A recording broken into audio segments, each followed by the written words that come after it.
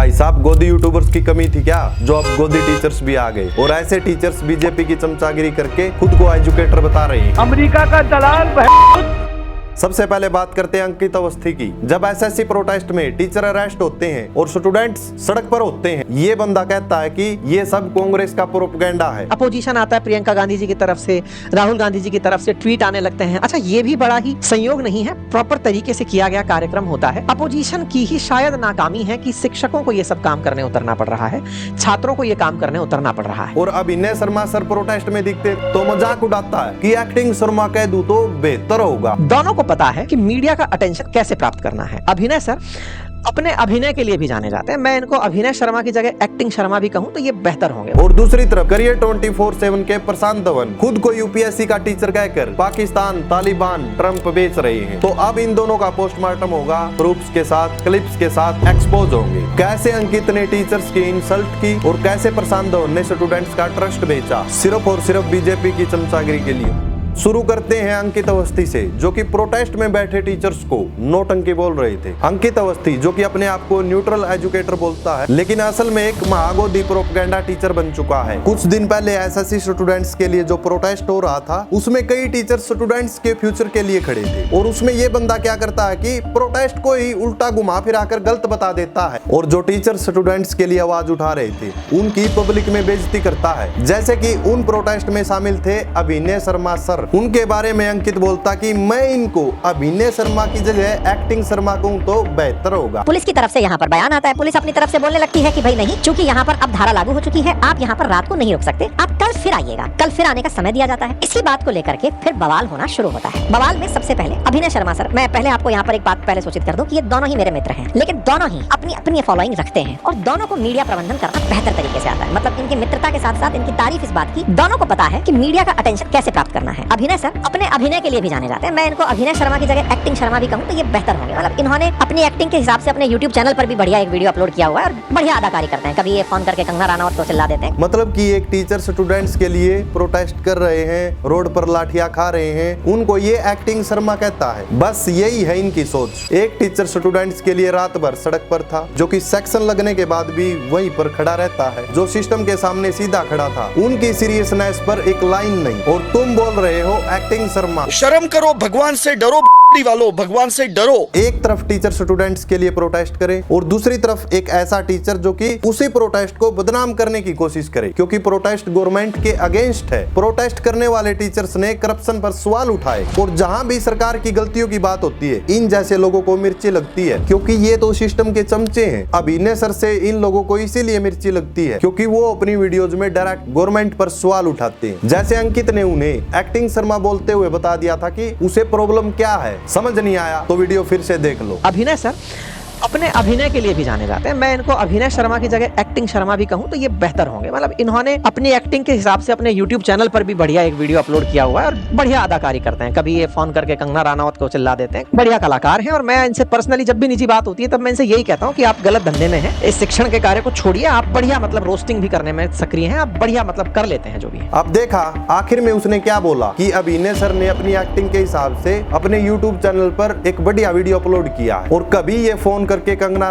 पर चिल्ला भी देते हैं। प्रॉब्लम है कि वो वीडियोज में क्या बोलते हैं। चलो देख लेते हैं उनके वीडियोज। जिसको विधायकी का चुनाव लड़ने का अनुभव मात्र 3 साल पुराना है, उसको पूरे मध्य प्रदेश की बागडोर दे देना, राजस्थान जैसे इतने बड़े राज्य की बागडोर दे देना, दिल्ली जैसी राजधानी जैसी जगह की बागडोर किसी के भी हाथों में दे देना। यार मुख्यमंत्री किसी को भी बना देते हैं मोदी जी। पक्ष वालों का तो कोई हाथ ही नहीं है जीतने में। क्या एक अकेला आदमी 75 साल का देश चला सकता है? मोदी जी को हमने लीडर चुना था, मोदी जी को हमने इस देश का राष्ट्रपति डोनाल्ड ट्रंप की तरह नहीं चुना था। क्या मतलब है राज्य की प्रजा को कि तुम कहां घूम रहे हो? तो ये एक जिला चलाने के लिए कितना लंबा प्रोसेस है एक डीएम बनना। और हमारे यहाँ आज किसी के मन में आया कि मैं विधायक का चुनाव लड़ता हूँ, राजनीति में आऊंगा, और वो गलती से विधायक बन गया, तो बहुत चांस है कि मोदी जी उसको सीएम बना। एमपी में अगर आंदोलन हो रहे हैं, एमपी में अगर बेरोजगारी के खिलाफ आवाज उठाई जा रही है, तो मोहन यादव की क्रेडिबिलिटी है कि वो जवाब देंगे कि क्यों ऐसा हो रहा है। अब वर्दी में रील नहीं बना सकते, और यहाँ हमारे मुख्यमंत्री और प्रधानमंत्री क्या कर रहे हैं? वो फ्री है, उनको सिर्फ पॉडकास्ट करना है, काम पे रखा है हमने। अब समझे प्रॉब्लम ये है कि अभिनय सर बीजेपी से सवाल करते हैं और तब भी बोल देता कि ये पूरा प्रोग्राम था। अगर अपोजिशन कुछ ना बोले तो स्टूडेंट्स अकेले लड़ रहे हैं, और अगर बोल दे तो पॉलिटिकल स्टंट। तो तुम लोग चाहते हो कि सरकार से कोई सवाल ना करे, मीडिया भी ना दिखाए, अपोजिशन भी चुप रहे और स्टूडेंट्स टीचर्स चुपचाप मार खाते रहे, और फिर कहते ये तो स्टूडेंट्स का प्रोटेस्ट था, अपोजिशन तो सिर्फ चेरी ऑन टॉप लगाने आया था। अपोजिशन अगर सही मायने में सक्रिय होता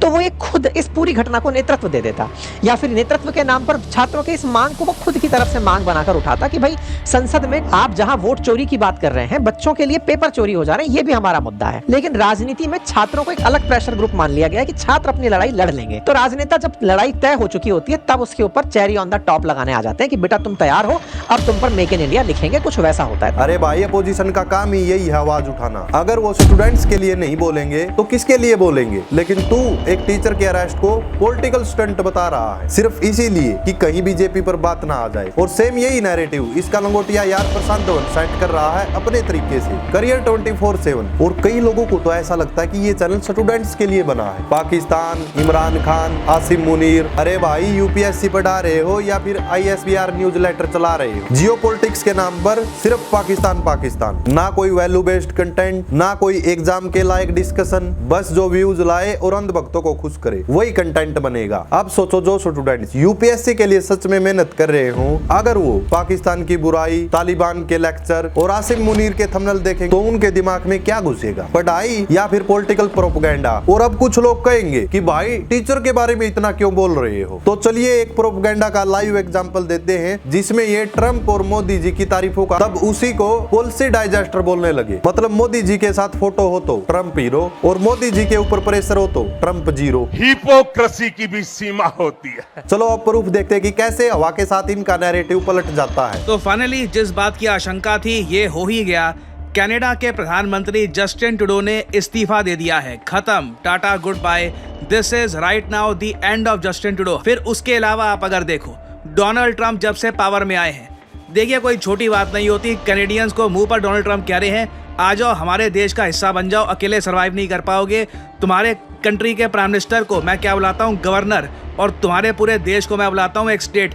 ह्यूमिलिएटिंग होता है कंट्री के लिए, चाहे वो ओपनली ये बात एक्सेप्ट ना करे, but it is very humiliating. और ट्रंप साथ में ये भी कह रहे हैं कि 25% के टैरिफ भी लगाऊंगा कनाडा पे, जिससे कनेडियन एक्सपोर्ट्स को झटका लगने वाला है। इसमें खुद प्रशांत ताली बजा रहा था ट्रंप के प्रेशर टैक्टिक्स पर, बोल रहा था वेस्ट की लादी, लीजेंडरी मूव, ट्रूडो रिजाइनेशन की बात होने लगी। लेकिन जैसे ही ट्रंप ने इंडिया पर वार्निंग दी कि अगर पुतिन के साथ डील फेल हो गई तो इंडिया पर टैरिफ लगेंगे। वेलकम टू करियर 247, मैं हूं प्रशांत धवन। नाउ डोनाल्ड ट्रंप ने अब तक का सबसे बड़ा टैरिफ अटैक किया है भारत पे, और यहाँ पे आप लोग देख पाओगे पूरा इंटरनेशनल मीडिया इसको कवर कर रहा है कि ट्रंप ने अब ऑर्डर कर दिए हैं कि टोटल टैरिफ्स जो भारत पे लगाए जाएंगे ये 50% होंगे। देखिए ट्रंप ने जो ये ऑर्डर पास किया है इसमें साफ साफ इंडिया को टारगेट किया गया है कि I find the government of India is currently directly और indirectly importing Russian federation oil. अब ये बड़ी अजीब बात है, ये भी इन लोगों ने अपने ऑर्डर में लिखा है कि अगर भारत इन टैरिफ्स के जवाब में यूएस पर टैरिफ लगाता है तो यूएस ऑटोमेटिकली अपने टैरिफ्स और जरा बढ़ा देगा। और अब ये बोल रहा है इंडिया को धोखा मिला, फॉरेन पॉलिसी का ब्लंडर हो गया। भाई साहब कल तक ट्रंप मोदी जी का भाई था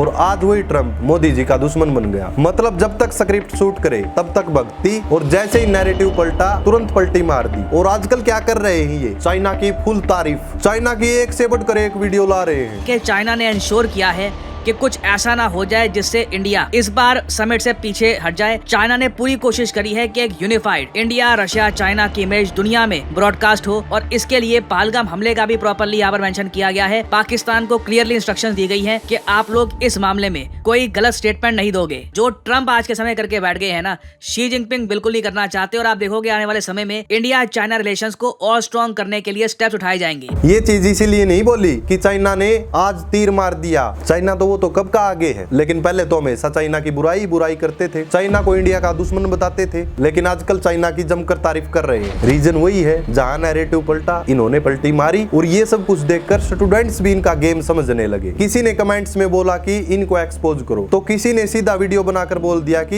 ये तो बस कंटेंट क्रिएटर है, टीचर के लायक नहीं है। मुझे लगता है ये इसमें प्रशांत धवन सर ना सीधा सीधा एक टपोरी टीचर है, और जो कि टपोरी जो एजुकेटेड है ना, जो दूसरे के दर्द पर दुख में और उसके हंसी मजाक उड़ाता है, ऐसा टीचर है यार। ये सवाल करना चाहिए सच में टीचर होने लायक भी है या नहीं है। उसमें जो पिक्चर यूज किया था गधा का, क्या हमें संदेश देना चाहते हैं हम स्टूडेंट को कि इंडिया गधा है और आप कहते हो अखंड भारत बनाएंगे? आप कैसे टीचर हो भाई? आपको मैं क्या बोलूं, आप कैसे, मैं वही कह रहा हूँ, आप कैसे एजुकेशन दे रहे हो, आप कैसे पेरेंटिंग कर रहे हो? आप क्यों नहीं अपने चेहरा दिखा पा रहे हो भाई? अब नहीं दिखा पा रहे क्योंकि आपको पता है आप जो हेट फैला रहे हो, गंदगी फैला रहे हो, ये क्या है? आपको इस प्रश्न को जवाब देना होगा। आप कटघरे में हम स्टूडेंट लोग खड़े करेंगे, छोड़ेंगे नहीं। आपको क्या लगता है आप यूट्यूब पर आएंगे, अपने आपको टीचर घोषणा करेंगे और क्या है हम स्टूडेंट आपको पैसे देंगे और आप हमारे ही दिमाग में गलत पेरेंटिंग, गलत एजुकेशन डालोगे? स्टूडेंट्स के दिमाग में कचरा भर रहा है और अब वही स्टूडेंट्स इनको कटघरे में लाकर खड़ा करेंगे। तो भाई साहब, एक ऐसा टाइम था जब यूट्यूब पर टीचर लिखते थे तो लोगों का ज्ञान मिलता था, लेकिन आजकल कई टीचर्स प्रोपेगेंडा दिखा रहे हैं सिर्फ और सिर्फ पॉलिटिकल स्टंट की वजह से। और प्रशांत धवन और अंकित अवस्थी भी उन्हीं में से एक है। एक तरफ अंकित अवस्थी जो कि प्रोटेस्ट कर रहे टीचर्स का मजाक बना रहा है और बीजेपी के लिए स्टूडेंट्स की आवाज को कांग्रेस का नाटक बना देता है, और दूसरी तरफ प्रशांत धवन जो यूपीएससी के नाम पर पाकिस्तान, ट्रंप और तालिबान के थंबनेल छाप रहा है, लेकिन जब एसएससी स्कैम पर स्टूडेंट्स प्रोटेस्ट करते हैं तो एक शब्द बोलना भी जरूरी नहीं समझता। इन दोनों का तो पोस्टमार्टम हो गया। अब आपका नंबर है कमेंट करने का और इस वीडियो को ज्यादा से ज्यादा शेयर कीजिए। आप अभिनय शर्मा के साथ हैं या फिर आप इन फेक टीचर्स के साथ हैं जो कि अपने व्यूज के लिए स्टूडेंट्स के फ्यूचर से खेल रहे हैं, और कमेंट में लिखो गोदी टीचर्स एक्सपोज्ड।